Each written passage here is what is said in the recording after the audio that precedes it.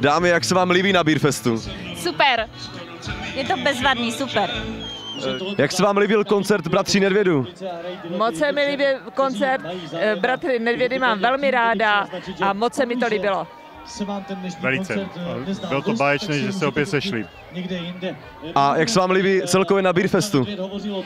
Beerfest se mi líbil, hlavně dávám přednost malým pivovarům, které jinak nemá možnost jejich piva ochutnat. Pánové, jak se vám hrál na Beerfestu? Výborně. Krásně, nádherně.